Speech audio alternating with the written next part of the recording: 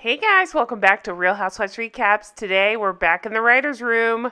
So we already worked through part of the finale writers podcast and it got heated, so I had to cut it. So we are back and we're going to continue on to listen to Michael Patrick, you know what, try to justify this pile of poop that he handed us. So let's get into this. But first, hey guys, Future Jen here. In the middle of this episode, you'll hear me have an epiphany to come up with a bingo card. So that's what I did. I came up with a bingo card for this writer's room episode because it's particularly full of BS and they're full of themselves, and I just thought you'd get a kick out of it. So you'll see it on your screen as we watch, so you can play the home game. I can't even believe it. It's so funny. Yeah, so I came up with this idea for a bingo card, and then as soon as I made it, they continued to... Well, you'll see. You can get bingos pretty easily. Let's get into it. Check out my merch, link below. I got Midnight Toast, Justice for Steve. It's a load of pants. Or find me on Patreon. It's patreon.com/Real Housewives Recaps. Obviously turns into this reveal, and you see Miranda trying to keep a good... is this a bad thing? She's so game and kind of trying to pretend like I'm down with this. And of course, inside she's dying. So again, that's Julie Rottenberg and Elisa Zaritsky. And of course, they love to torture the main characters. They think that's exactly what we want to see. Don't worry, Michael Patrick Dickhead will be here in just a minute. And then pretending to be... See? Told you. Wait for it. Arrogant pause. Here we go. Loving it.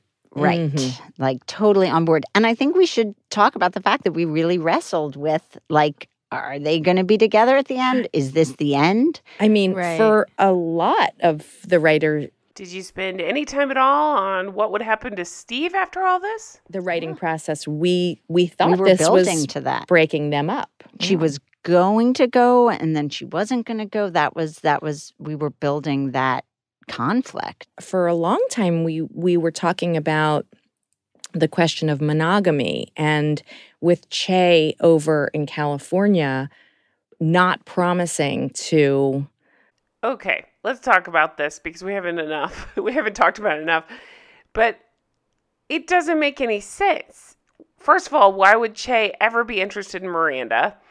Miranda looked like her grandmothers that were sitting there at her comedy concert /song announcement. And it didn't make any sense as far as the story. I don't know why I'm trying to make it make sense still. I really don't. But it didn't make sense as far as the storyline goes. That one, she was headed to Cleveland, but never actually went, right? Or did go, we just didn't see it. And that Che was like, I'm not up for a regular or traditional type of relationship. That's not my thing. And Miranda's like, I don't care. And over delivered lines, I don't care. It's fine. What are we doing? But then immediately Che's like, I love you. What do you know about each other? You didn't even know she was married like a week ago. So none of it makes any sense. Stay faithful to Miranda. What would... The old construct. That would be unacceptable. And that actually does make a lot of sense. But... It doesn't make sense if Che doesn't say that, though. So once that's removed, which Che doesn't say that. Right. Yeah. Che says, I wanted the woman I love to be in the room with all the other people I love. And then also Che says, I want you to come. Oh, come on, you asshats. You guys are just making it too easy for me. With me. So that was... Big. That was a big... Self-important pause. Everybody drink out of your Midnight Toast mugs. Big offer. And the other interesting thing about it, it's fraught. Because before Che can sing, they down 2 shots of tequila. Mm-hmm. And then you're asking someone who has just had a kind of borderline drinking issue. Oh my gosh, you guys, they don't even understand the show that they have written. That's not borderline. She had a full-on drinking issue. Oh, that she cured by getting fingered and dumping liquor down the drain. That's how that works, right? Oh, yeah. The audience is watching someone who needs liquor to sing, watching Miranda, who when later in the second part of this thing where they're actually having the conversation, Miranda's twisting open a mineral water carbonated bottle and she's drinking it's almost like a drinking game. Every time Chase says something that emotionally upsets her, she pours another something. I felt like we were building toward Miranda realizing I have to choose myself. And then suddenly that felt like the expected thing. And I asked it last episode, and I'm going to ask it here again. What disease do these people think that they are curing? Because I've just never heard people so self-important when discussing these miserable, poorly written characters. And of course, it's going to be Miranda chooses herself. And then we were like, why are we doing that? I also think we really, I don't know, at least for me, there was like also just like wanting to be clear for Miranda that she didn't leave Steve for Che. Okay, so again, I ask, what the hell show do they think that they've written? That's exactly what happened. But what actually, if they're going to go in that direction, I'll say then Miranda did that awful thing that horrible people do where they act like jerks until the other one breaks up with them, right? Like, because they're too chicken shit to have the real conversation. Right. She left Steve because it wasn't working anymore. And then she has Che, and that those things aren't like intertwined in the way it would seem. So I think part of the avoidance of having her do the thing that now it's like, of course she has to go, was like wanting to make that clear. Well, plus also the interesting thing in 2022, as people watch and sort of process this, it's 2022. We're talking about characters that we would never have seen in 1962, yet people still want to promise. I don't even know why I'm still surprised at the level of narcissism that these people reach, but I am. I am truly surprised. Like Che has to promise something. Like, if you're leaving that person, then you better have a firm commitment to this person. It's so interesting how we keep dragging our societal paradigms, our patterning, which is what we've talked about a little bit in episode 9, into our current reality. Okay, I feel like I'm back in the Twilight Zone. Can we just take a second and take a collective eye roll and say, what the fuck? Because he's talking about his own writing here. What the fuck? So the interesting thing that we came up with, and I think Elisa was like, she has to give herself permission to change and then change back. She kept wanting very strongly, and Julie and I were like watching Elisa birth this idea that. Damn, I should have made bingo cards for this, because every episode, sycophantic laugh, heads up their own asses, blow smoke. What would you put on the bingo card? Talks about lamp incessantly, dramatic pauses, doesn't know the characters he's written. What else would you add to the bingo card? You can be one thing and then change back again.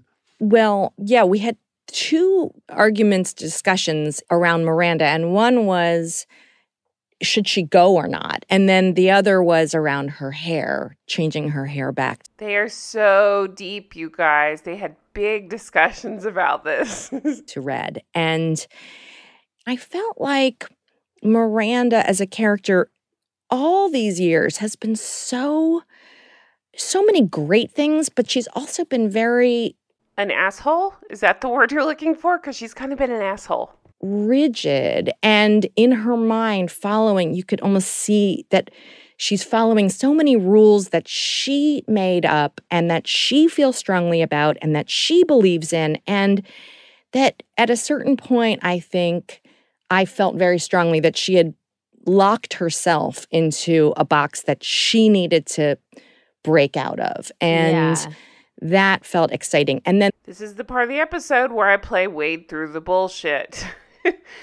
They are talking about things that they've written and how exciting they are. Of all the adjectives you'd use to describe and just like that, would you use the word exciting?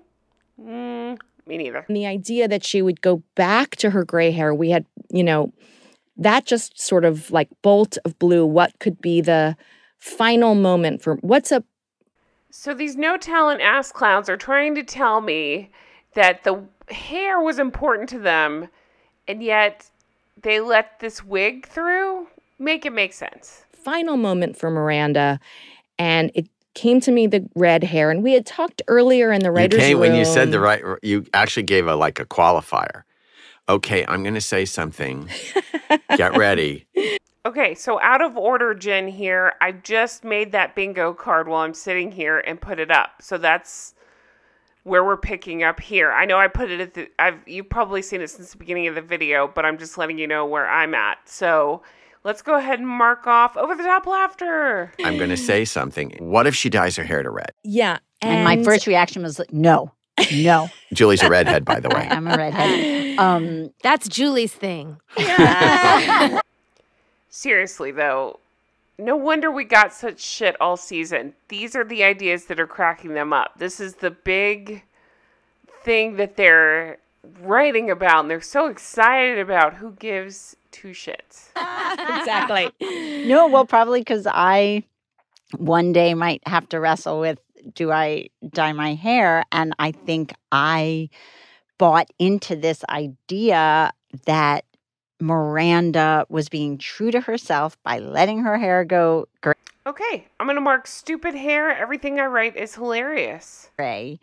Well, she made speeches. Yes. Yeah. That's what I love. Right. And in the classic, our other familiar show, before this familiar show, is when anyone made a soapbox, it had to break. Yeah. Right. Oh, self-congratulations. We did such a good job on the old stuff, and now you're going to love our new stuff. Yes. That's and it. I think my first reaction of no was, what will that say? Are we saying something that Right. like we have to? Right. And that's That you're exactly right. Yeah. And that's That your adventure lives in this like superficial thing or something. I would say that's where you writers appear to live. yeah, like we made a statement, the gray hair, and I think in my We can mark stupid hair and wig on that one. mind, that's what Miranda that would be her first level. Well, what is this going to say if I do this? And then, fuck it. I feel like it. I'm allowed. I feel like we're allowed to Dramatic pause, smell their own farts. We are so going to win this. feel like doing things. Yeah, and I feel like thematically too, this series was also like obviously exploring like what's new chapters look like, how do you shift, how do you change, but then also what pieces of you do you keep with you, even in your change things. And so in some ways, Miranda choosing red is like, that's a piece I'm keeping. I want to do that, you know? And I think that's really cool. In the same way, Carrie's like, look, I don't care if I have a hip deformity. I'm still the girl who wears heels. Yeah, that makes no sense at all and is not a thing. Wow, that ended up being way more fun playing that game instead of just focusing on the dumb things that are being said in that writer's room. I hope you enjoyed this episode. I might be able to get another one out of it. If you guys want to keep playing, I am down. Hope you guys have a fantastic day, and I will talk to you again soon. Check out Patreon if that's something you're interested in, and I still have Justice for Steve merch, as well as Midnight Toast, and It's a Load of Pants. Take care. Bye-bye.